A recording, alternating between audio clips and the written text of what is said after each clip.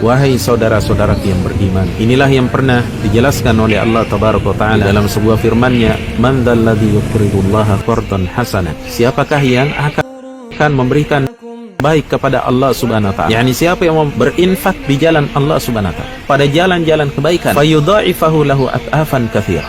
Lantaran itu Allah Subhanahu wa Ta'ala akan melipat gandakan baginya dengan kelipatan-kelipatan yang banyak. Yani Allah Subhanahu wa Ta'ala akan melipat gandakan pahalanya. Di dalam ayat ini jamaah sekalian ada anjuran bagi kita untuk banyak-banyak berinfak di jalan Allah Subhanahu. Apa yang kita infakkan pada jalan-jalan kebaikan, dalam jihad, pada apa saja dari jalan-jalan kebaikan merupakan sebuah perkara yang terpuji di sisi Allah Subhanahu wa Ta'ala.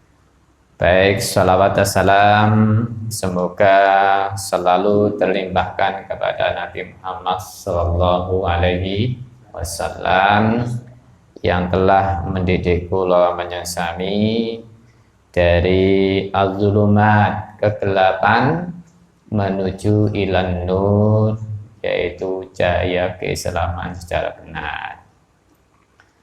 Baik, hadirin sekalian saya hormati, Bapak-bapak, Ibu-ibu, saudara-saudara, saniki tentang bab sunat memperjelas perkataan.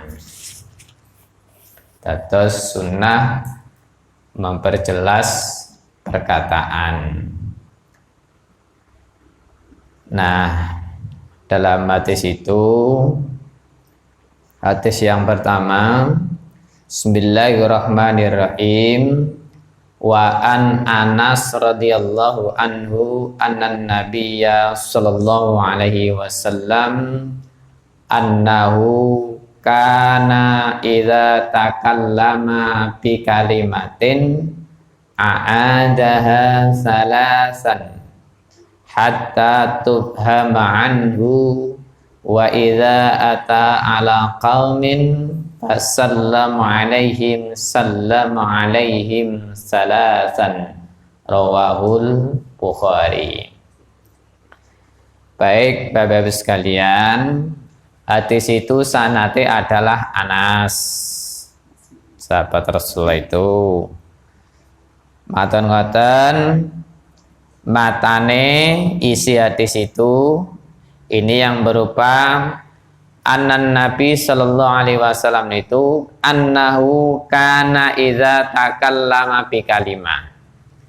Dados Rasulullah niku terus si Anas niki bahwasane Nabi Muhammad sallallahu alaihi wasallam itu annahu kana idza takallama, bahwasane ngaten itu ada hakut takkid begitu, bahwasane Rasulullah itu idza takallama, jika berbicara gitu, berbicara ngomong ngaten bi kalimah, suatu perkataan pembicaraan a'adaha salasan, beliau Rasulullah itu selalu mengulanginya.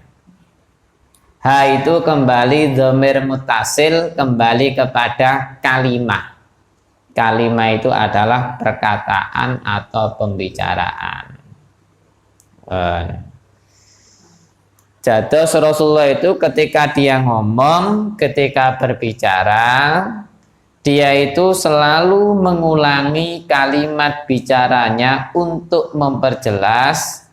A'adaha salasan, beliau mengulangi selama 3 kali. Hatta tufhama, sehingga apa yang dibicarakan beliau, apa yang disampaikan beliau itu tufhama anhu, yaitu bisa dipahami, bisa dimengerti perkataan tersebut anhu.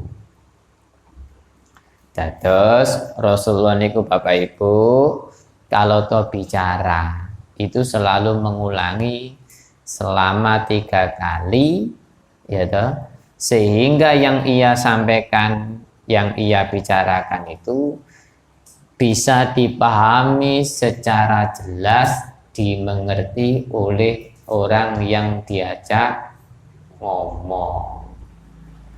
Lah, tentunya bicaranya Rasulullah itu ngapunten Bapak Ibu sing sifate hasanah, kebaikan. Sing sifate adalah qauliyah, fi'liyah, takrir itu sing sifate perkataan maupun pembicaraan yang ia lakukan maupun penetapan itu sing sifate hasanah, kebaikan. Terus makanya nggak ada Rasulullah itu ngomongnya sing jelek-jelek, mengumpat, misuh, itu nggak ada. Makanya di Al-Quran sampai diperjelas itu wa innaka la'ala khuluqin azim. Sesungguhnya engkau Muhammad adalah di situ dalam diri kamu ada akhlak yang baik, yang mulia. Terus yang ia bicarakan itu sehingga diperjelas orang yang bisa menangkap bicaranya itu adalah orang yang baik-baik juga. Jadi nggak ada perkataan sifatnya ngapunten iri, dengki, kemudian ghibah, ngerasani orang, nggak ada. Itu Rasulullah.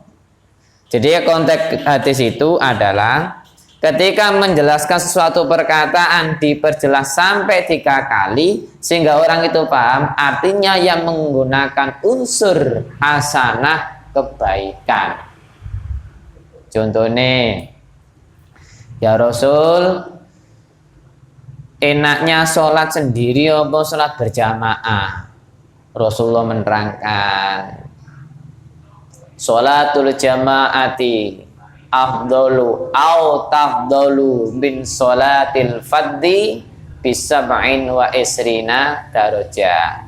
Para sahabat umatku, sholat berjamaah itu lebih baik daripada sholat sendirian dengan pahalanya berapa? 27 derajat. Modale 2 orang tok iku wis 27 derajat.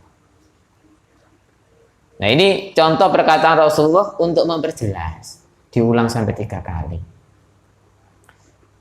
Jadi jangan dibayangkan kemudian ngapunten, pernah nggak Rasulullah itu ngomong kotor-kotor? Ya nggak pernah. Ya kan?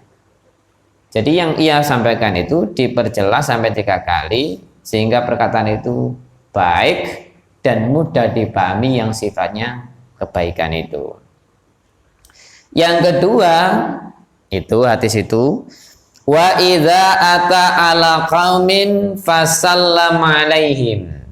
Kemudian jikalau beliau Rasulullah itu Bapak Ibu mendatangi suatu kaum, suatu daerah, kampung, negara, kabupaten, provinsi, bahasane saniki niku, ya toh. Al-fasallama alaihim, maka beliau itu selalu mengucapkan salam kepada mereka suatu kaum itu. Alaihim salasan, salam alaihim salasan, dia selalu mengucapkan salam kepada kaum tersebut sebanyak 3 kali. Yes. Dan terus ternyata Rasulullah itu ketika datang satu kaum, mendatangi begitu, ya kan, selalu mengucapkan assalamualaikum warahmatullahi wabarakatuh, begitu. Sebanyak 3 kali. Jangan seperti orang sekarang. Hai bro. Nah, hai bro. Kuwenti. Halo. Genti mana? Halo guys. Nah, tuan bayi tarik semongko ses. Loh, sakniki. Nah, itu orang sekarang. Padahal Rasulullah itu mengajarkan bagaimana? Fasallama ala qaumin salasan alaihim itu tadi. Dia selalu mengucapkan ketika bertemu adalah mengucapkan salam. Nah, maka seperti kita contoh kepada saudara kita sesama muslim, ya kan? Itu selalu mengucapkan salam itu. Kemudian setelah itu biasanya apa, tanya apa? Bagaimana kaifahal, bagaimana kabar? Sehat, sehat, begitu. Ojo gak tahu ketemu jengkelno ati. Napa jengkelno ati? Wis gak salam, sik loro-loroan. Sik loro-loroan ta iku. Mun begitu. Ngomong kok bendino loro sakit. Kapan nah, gak boleh. Jadi sampaikan salam, kemudian perkataan yang kedua biasanya tentang kesehatan begitu.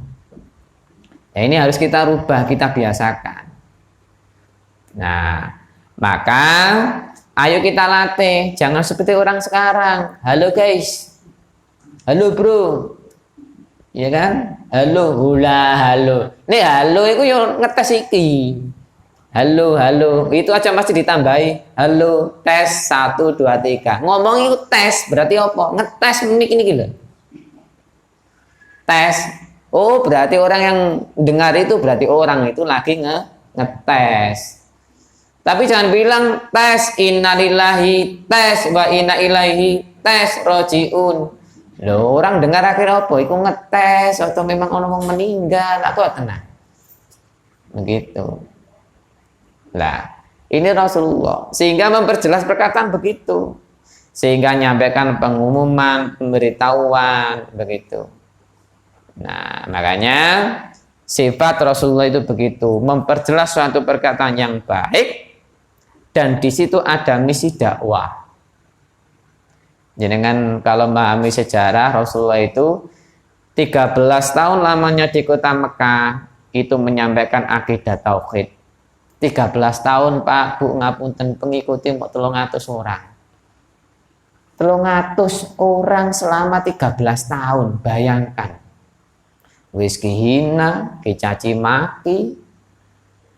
Kalau kita wis mutung balik, pindah wis gak nama daeng menihai. Ganti, begitu.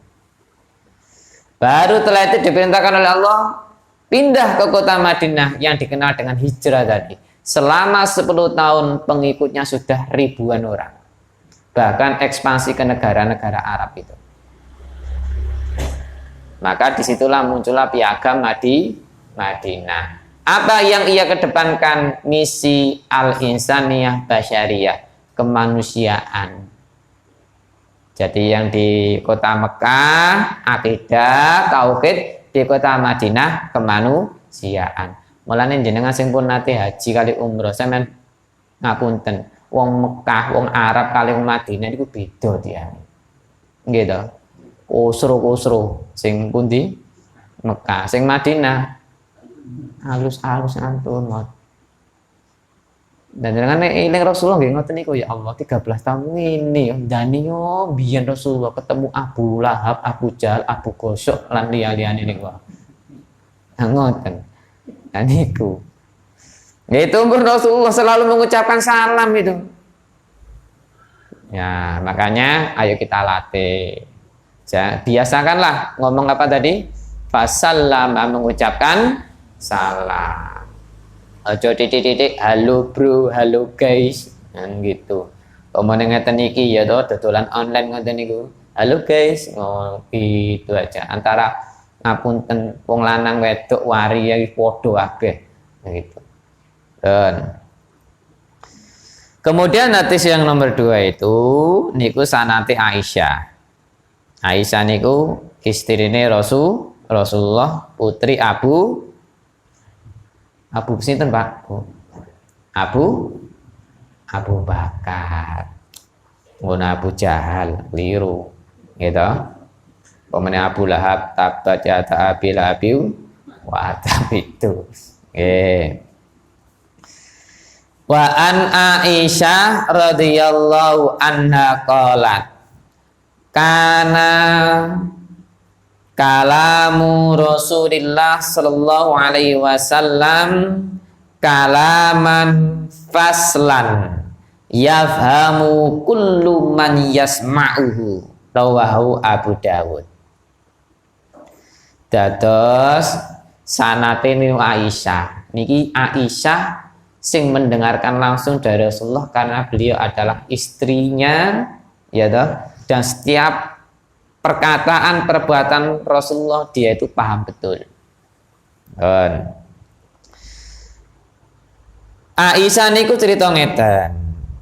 Karena kalamu Rasulillah, ternyata perkataan pembicaraan Rasulullah itu, ya toh, kalaman faslan, dia itu kalau mengucap bicara itu adalah selalu faslan, sifatnya jelas. Yafhamuhu kullu man yasma'u. Kemudian setiap orang yang mendengarnya perkataan Rasulullah langsung paham. Kula ulangi, setiap orang yang mendengarkan perkataan Rasulullah langsung paham. Itulah hebatnya Rasulullah. Sehingga langsung paham, ketika orang mendengar dan langsung bisa memahami. Itulah hebatnya Rasulullah. Karena apa? Ada wibawanya, ada karomahnya, kemuliaannya, semuanya lengkap pada diri Rasulullah. Mulane ngapunten Bapak Ibu, bolak-balik kula sampai nggih. Rasulullah niku bukan orang pandai. Tapi yang dikayakan dulu oleh Allah adalah hatinya. Huwallazi ba'asa fil ummiyina rasulam minhum. Ummiyun niku napa? Buta huruf. Gampangane wong sakniku wis ora ngerti maca lah.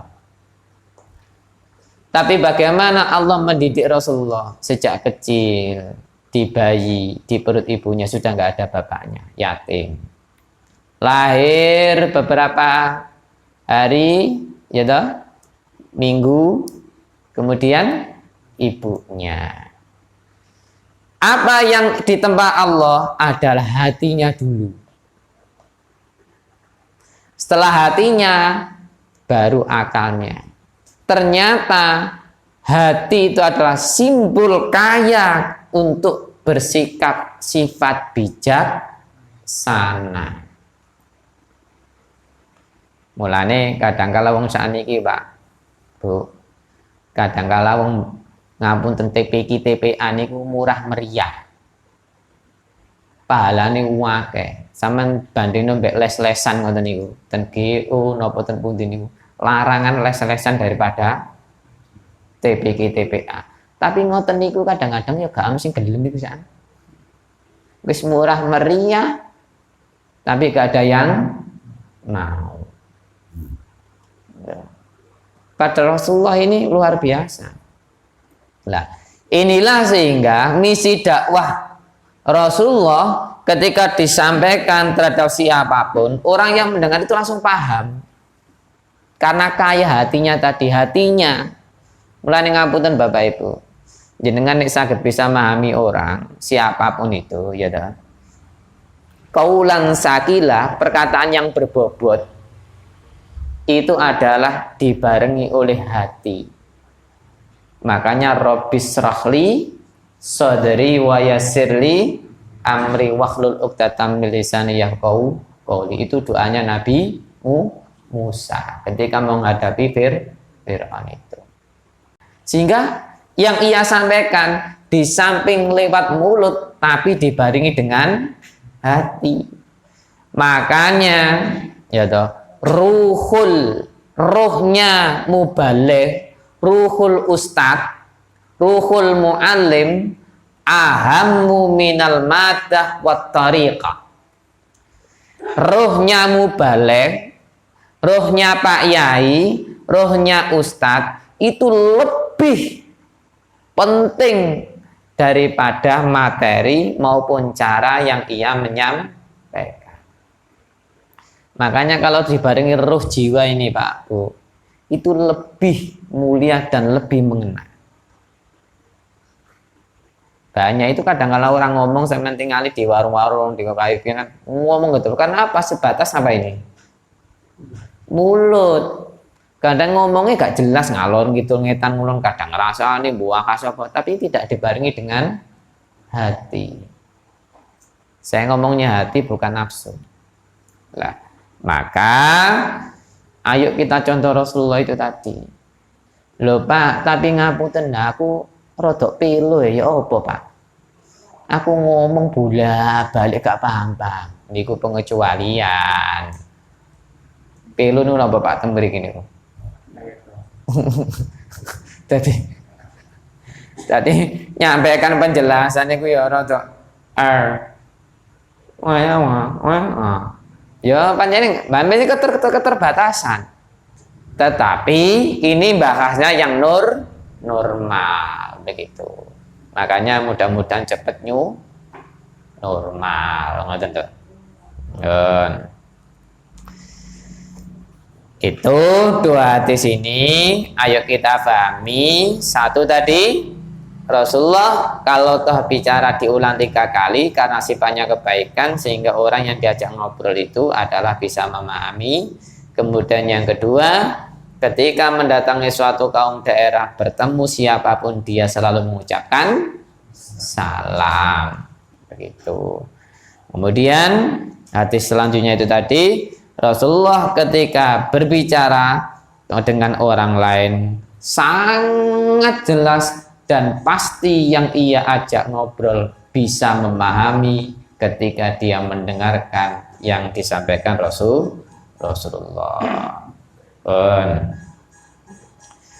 Saniki hadis mendengarkan nasihat orang alim Pak.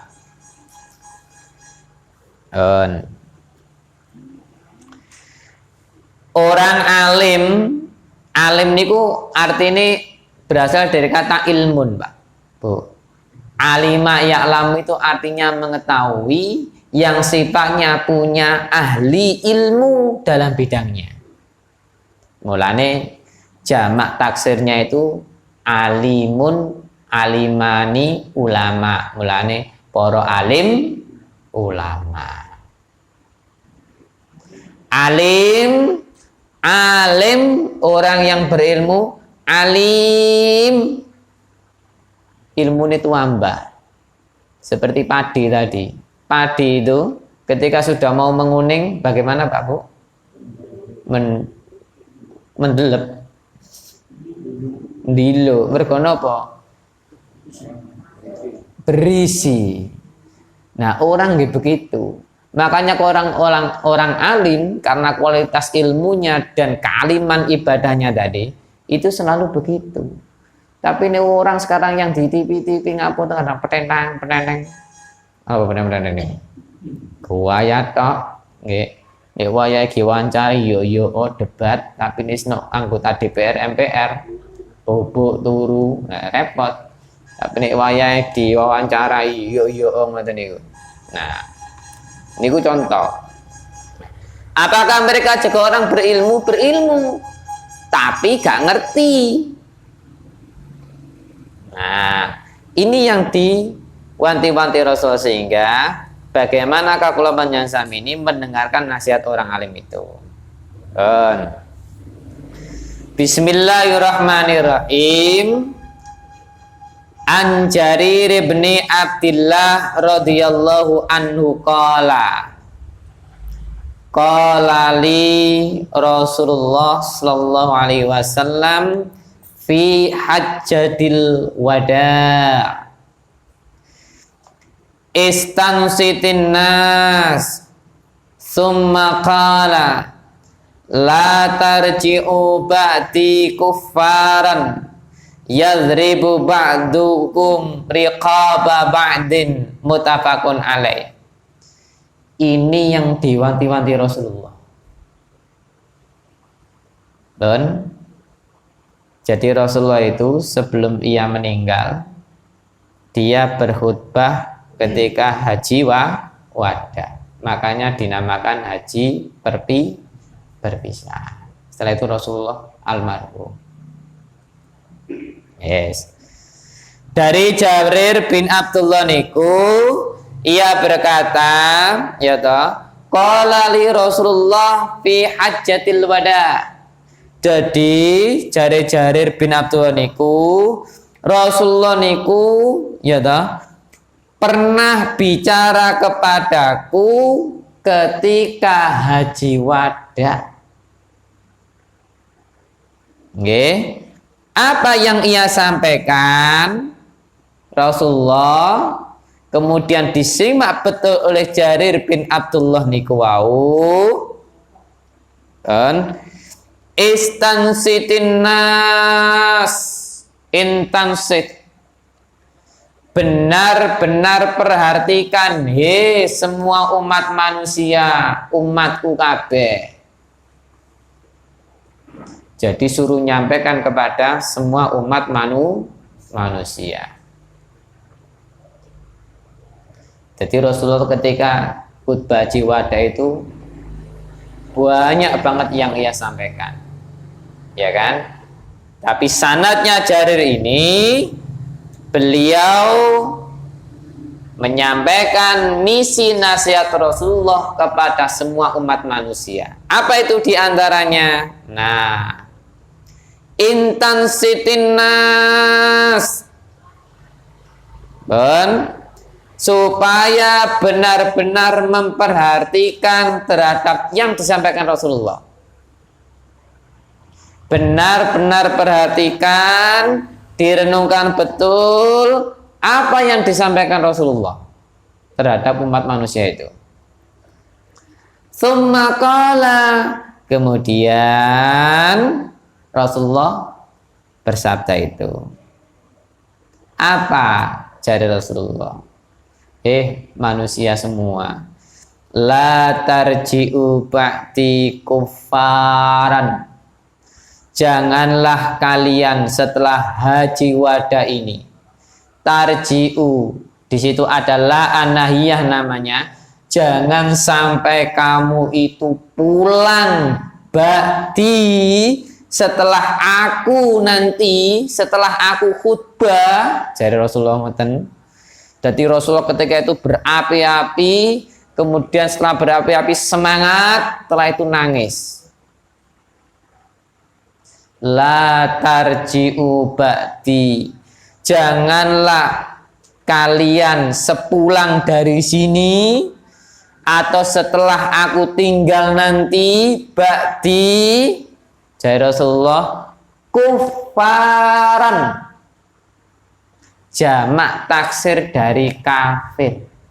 Loh Pak Bu, kafir itu adalah berasal dari kata kafara. Dalam tasrif istilahinya namanya kafara yafiru kafran wa makfaran bahwa kafirin wadaka makfur. Akfir la tukafir makfarun makfarun mikfarun. Apa artinya? Mengingkari ajaran Islam. Jadi Pak Bu, semuanya dipesan oleh Rasulullah. Jangan setelah aku nanti meninggal jadi Rasulullah, kalian menjadi kafir. Kenapa kok pakai kufar? Jamak taksir dari kafir. Nek kafir iku orang satu tunggal, karena konteksnya adalah annas, manusia-manusia lebih dari satu, maka Rasulullah pakai jamak taksir jenenge kufar.